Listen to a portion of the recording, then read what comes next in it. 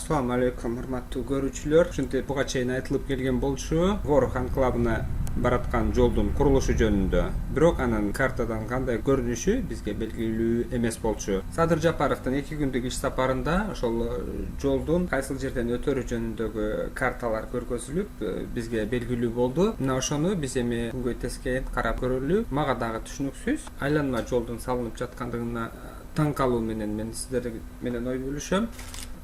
Анткени бул жерде салына турган жолду кыргыздар менен тажик эли биргеликте пайдаланат деп жатат. Бирок бул жак негизге ошол бир нече миңдеген калк жашаган Ворух анклавына келген адамдар гана көпчүлүктү түзбөсө, негизги жол бизде Баткенден бараткан жол, Баткен шаары аркылуу өтүп кетет экен ушул жерден. Мына ушул кызыл линия менен белгиледим Ак-Сайга барган жолду. Эми бул болжолду мен ошол картадан көргөнүмдү бул жака болжолду гана чыздым. Азыр биз показать профиль дей турган болсок, мынакей бийик тоолор аркылуу өтөрү көрүнүп турат. 2479 метр бийиктиктеги ашуудан ашып өтөт. Жолду куруу эки өлкөгө канчалык зарыл болчу, качан алар бул узак жолдун ордуна бул жакта кыска түзгелген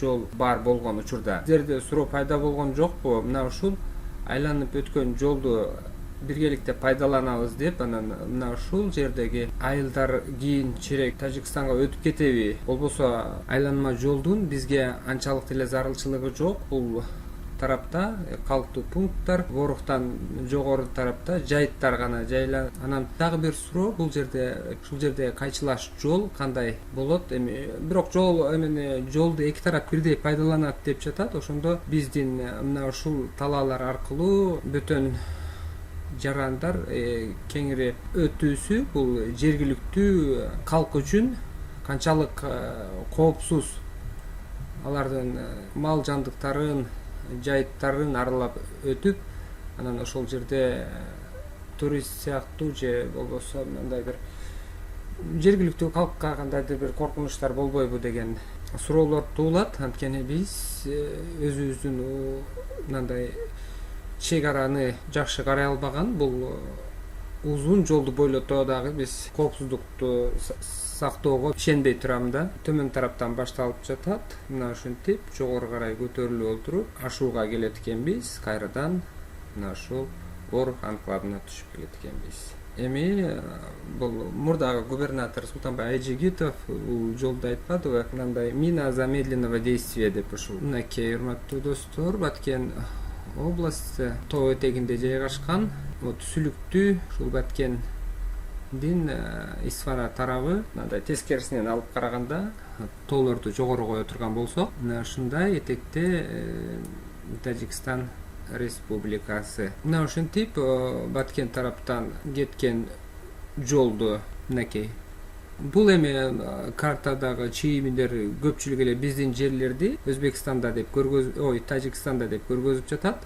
Чындыгында андай эмес. Мисалы, бул жерде Арка айылы Тажикстандын ичинде турат. Достук айылдары, Жаштык, Интернационал баарын эле Тажикстандын ичинде көргөзүп жатат. Ошол кечээ акыркы жаңжал учурунда кол коюлган протоколдордо көпчүлүк жерлерибизди өткөрүп берип жибериштиби деп камтама болуп жатабыз. Бирок протокол менен эле баары чечилбейт. Ошентсе дагы бул айланма жолдун курулушу жана аны Кыргызстандын куруп жатышы бул жерлерди тажик тарапка таштап берип, анан бизге өзүбүзгө айланма жолду куруп, бул жол менен алмаштырууга аракет барбы деп кооптонсок болчудай. Канчалык бул жолдун бизге зарылчылыгы бар?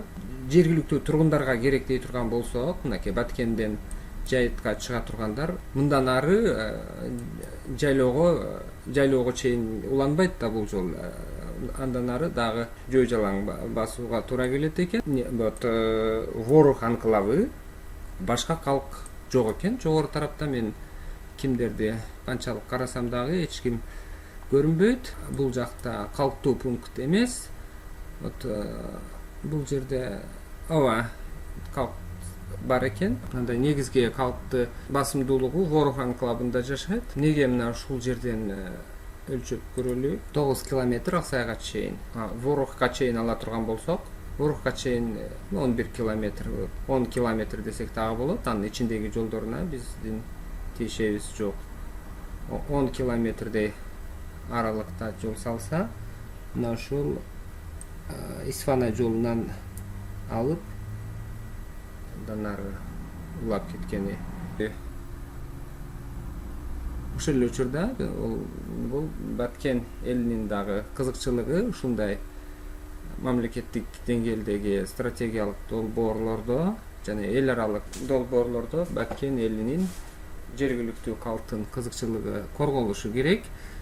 Бул эми мамлекеттик медиаларда бул жолдун артыкчылыгы айтылып жаткандыр, бирок биз тааныган, билген Баткендин белгилүү жана мындай катардагы жарандар, студенттер, ишкерлер, мигранттар бул жолдун курулушуна көңүлү толбой, нааразы болуп жатышат.